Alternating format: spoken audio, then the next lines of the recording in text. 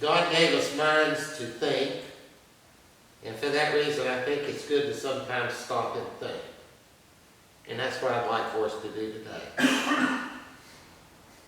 All of us in here are old, some more than others. Now the Bible has some things to say about old age, and there are passages in the Bible that consider old age as a time when we have become wiser. Life experiences are supposed to have taught us things.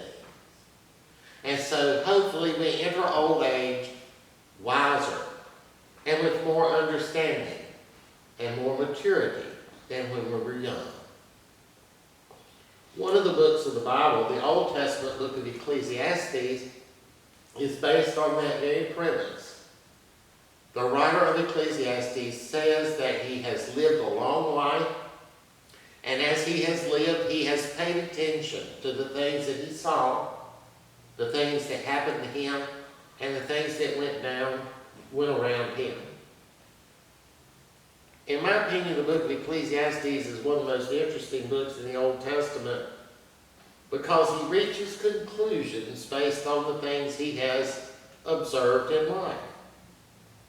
Now, those conclusions may sometimes seem disturbing to us, and we may not agree with them all, but we keep in mind that what this guy has done is he has paid attention as he has lived life, and he has tried to make sense of it all in his old age and say, okay, from what I've seen as I've gone through life, this is how things appear to me.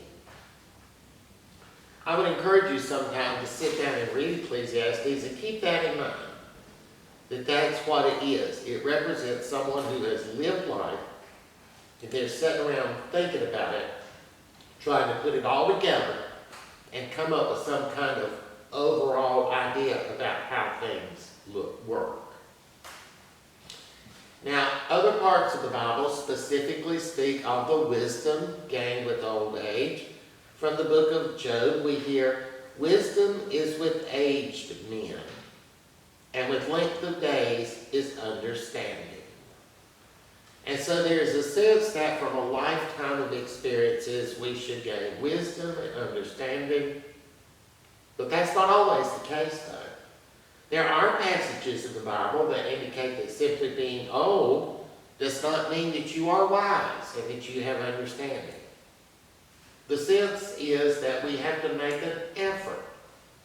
The opportunity is there to learn from those experiences you have through life, but you have to make the effort to learn from them and gain wisdom and understanding as you age. Do you understand things differently than you did when you were 20 years old? Is your outlook different? I know I look at things a lot differently than when I was 20.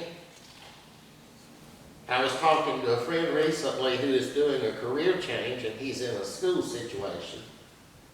He's in his mid-30s. And in that school are some guys who are barely 21. And he was talking about how immature they are and how irritating they can be.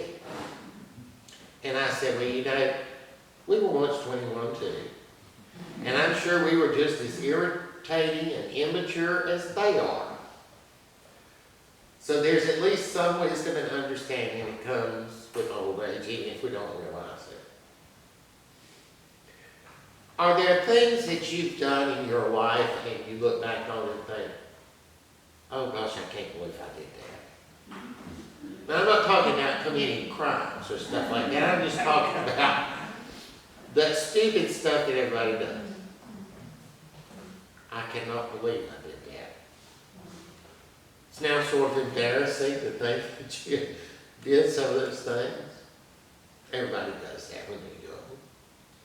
We were once young and immature and impetuous. Of course, we didn't think we were back then, but looking back on it, we see that we were. Have you ever stopped and just thought about your life in its broad sweep to try to pull it all together and get some kind of big picture and make some sense of the whole? all the things you've done, all the people you've met, all the things that have happened, and try to make sense of it maybe. I think it's more or less normal to do that as we get older. The writer of the book of Ecclesiastes was not unique. He did, I think, what a lot of us do. Just about all of us in here are to the age we all are, to where our lives have largely been lived. Now, hopefully we'll all have many more happy years of our lives, but it's not that we're through with life, but just looking at it realistically, our lives have largely been lived. So I think it's natural for us to pull back and try to make some sense of the big picture. I was thinking not long ago about how the Chapel of Christ came into being. And I could not put my finger on any one point that was the beginning. I know when Wanda and I made the decision, but the process began years and years earlier. There were so many things that came together from my life and from Wanda's life, and the lives of so many people that all converged upon the situation that brought the Chapel of Christ into existence. A lot of those things happened many, many, many years before. Some of those were only peripheral to our lives. And some of them were not even connected with our lives, such as how the Burtons came to own this building. But still, they all had to fall into place just right in order for us to be here today. I thought back into my own life too. The way I met Wanda resulted eventually from one phone call I received one night about 9 o'clock from a woman I knew asking if I would be willing to go to the Episcopal Church and play the organ for their Thursday service. Who knew that I would end up being the organist there? Had she asked me that night if I wanted to be the organist, I would have said no. But I ended up doing that. And I knew that woman only because of one phone call my mother had decided to make some 30 years earlier. And the fact that Wanda was even at the Episcopal Church came from a chance encounter she had with a co-worker. And the only reason she was open to going to the Episcopal Church was because of the experiences she had had at another church during her childhood. I would not have even been around to receive that phone call that night if some plans I had tried to make and had worked on for several years had not been delayed somewhat. And there were many other things that I look back on now that all had to come together just as they did. Any one of a number of decisions, for me, for Wanda, for any number of other people, would have put everything on a different path, and everything would have been different. All those seemingly little chance things had to come together just right, just the way they did. Can you look back on your life and see how all things had to be just as they were in order to bring you to where you are today? Can you look back and see decisions that, had you chosen differently, would have ended up with you being in a completely different place right now? Maybe you were planning to go to this college over here, but all of a sudden decided to go to this one. And this is where you met your future spouse. If you'd have gone over here, you never would have met them. Maybe you got fired from a job and it was devastating at one point, but you look back on it to see that that's what set you on the path to something even better. Maybe it's a little fork in the road where you choose a certain way. Doesn't seem to be that consequential a decision. But when you look back, it's one of the major decisions of your life. And it's not only our decisions, it's the decisions of others. Other people's decisions affect us. Other people's decisions create the situations we live in. Had they made different decisions, our lives would have turned out differently. There's only one road that led to today. One.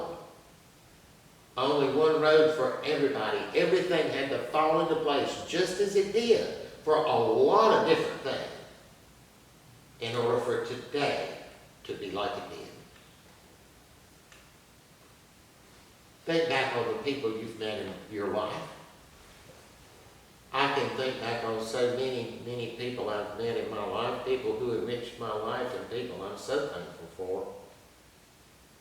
Some of them I knew my entire life, some I knew for decades, some I didn't know but a short time, but they all influenced me and affected my life. One that I've been trying to think about writing our obituaries because we don't want to leave it to anybody else because there's no telling what somebody would write. So we've been trying to think about it. I just can't figure out mine, so we haven't actually done it. But one time when we were thinking about that, I thought, okay, what I'd like to do in my obituary is just, my obituary be a list of the people that I met in my life and that I consider to have been most influential and important. And as I thought about that, I realized that it would be such a long list that it wasn't even reasonable to consider that. I'm so thankful. There are so many people, when I start thinking about it, there's just no end to it. The number of people I've met in my life that have influenced me and that I respected and in various ways contributed to me in some way, my personality, my life, or just contributed to me in my life. I think that would be good for everybody to do is sit down someday and just think. Go back and think of all the people that influenced and affected you in some way and see what a long list that really is. As we get older, I think it's normal to think about our lives in the sense of a whole, in the sense of the big picture, not what we've accomplished and not what we've accumulated, but at how we've changed, at how we've matured, how we've grown, how we've gained wisdom, how we've gained understanding. Hopefully, by the time we get to this point in our lives, we're no longer impetuous, irritating 21-year-olds like my friend was talking about irritating him so much. Why aren't we like that anymore? We matured. We gained wisdom. We changed our outlook. We see things differently. The New Testament talks about our life as a journey. And I actually think that is one of the most important concepts in the New Testament. Our life through here is a journey. It calls us sojourners. A sojourner is a person who does not really belong in a certain place. They are only there for a short time on the way to somewhere else. They're there temporarily. And I think that is one of the most important concepts in the New Testament. We are sojourners here. We do not belong here. This is not our home. The Apostle Paul reminds us that we are citizens of heaven. Jesus told his disciples, "You are not of this world." The Bible tells us not to love the things of the world. The Bible tells us not to be conformed to the world. The word that is translated as church in the New Testament literally means those called out. So we are called out of the world. So think a minute. If we're sojourners here temporarily, if our true home is somewhere else, if we're not of the world, if we're not supposed to love the things of the world, if we're not supposed to be conformed to the world, if we're called out of the world, why are we here in the first place? You ever think about that? If this is not where we belong, if we're not supposed to get attached to this, if we're not a part of this, we're not supposed to be conformed to it, why are we here in the first place? Why are we here? Did you know that the Bible does not address that question? The Bible does not address the question of why we are here. And because of that, people have tried to come up with their own answers to it. Because, that really is an important question. Why are we here? Various answers have been given by different forms of Christianity. The one that I have been most drawn to lately is something that at first glance might seem a little strange, and certainly not something we're used to thinking about. And I spent a lot of time today talking about how hopefully, as we've gone through life, and we've had different experiences, we've met different people, different things have happened, hopefully we have developed and matured. All that stuff, hopefully, helped us gain wisdom and understanding. Hopefully, from everything that's going on in our lives, we have grown. And that's what I wanted to emphasize, because I wanted it to lead up to the realization that maybe that's why we're here. We saw a minute ago that there's no explicit answer in the Bible to why we are here, but maybe we could consider that the possible answer is that we are here to gain wisdom and understanding, to grow and develop. Maybe this life is sort of like a training center for the soul.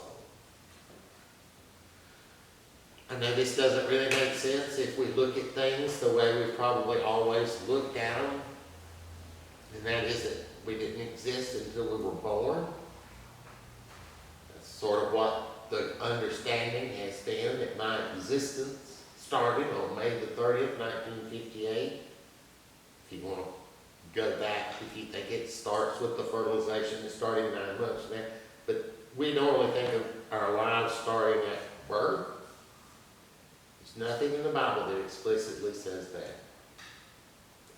There's nothing in the Bible that says your life did not begin until you were born. There's nothing that said that. It is just an assumption made by certain forms of Christianity we've been exposed to. The Bible never says that we had no existence before birth. Never does. If we look back at what Christianity was like in the early years, the time right after the New Testament and the years beyond that, or even the time of the New Testament itself, we don't really know a lot. Practically nothing has survived in the historical record. We know what's in the New Testament writings, but if you've read the New Testament, you know that doesn't outline things. It doesn't say, oh, well, okay, now that I've read the New Testament, I know exactly what was going on in 10 years after Jesus. No, you don't.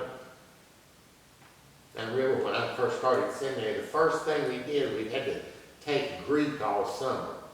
And went in there, and the instructor was asking us, why are you taking Greek? Everybody's saying, because it's required,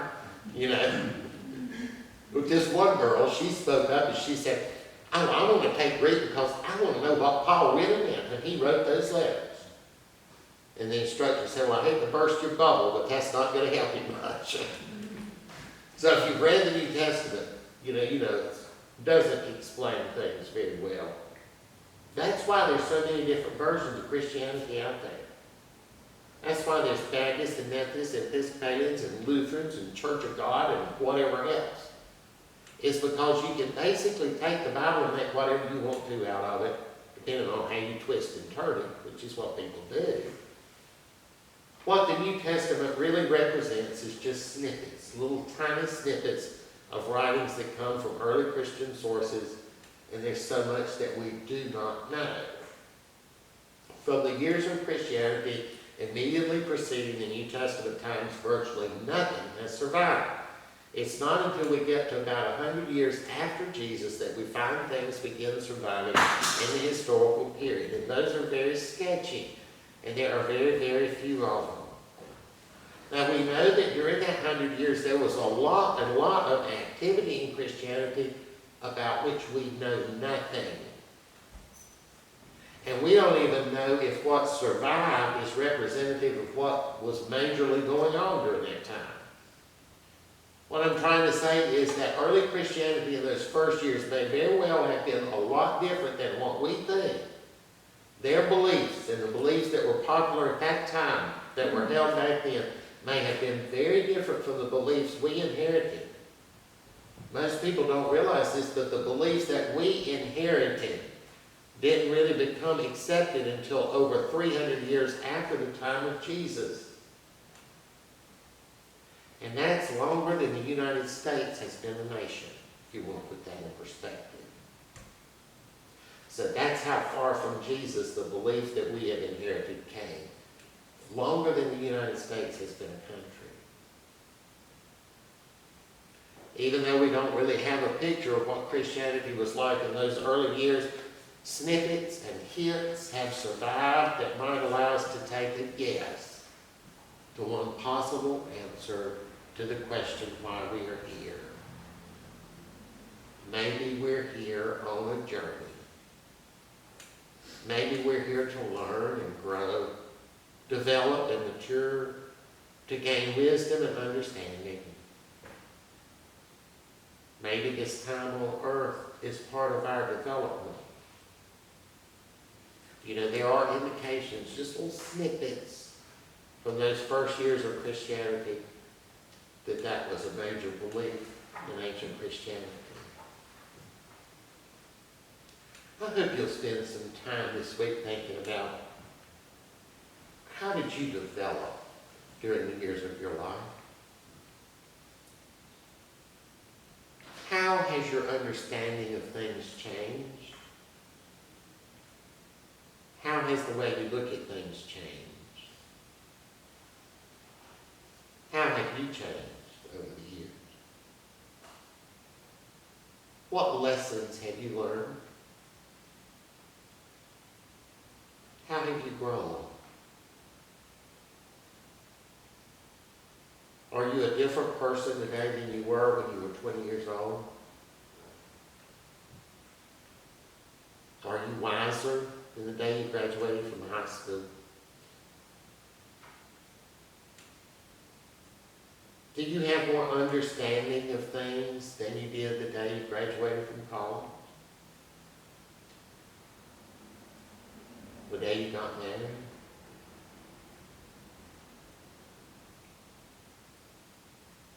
How are things different?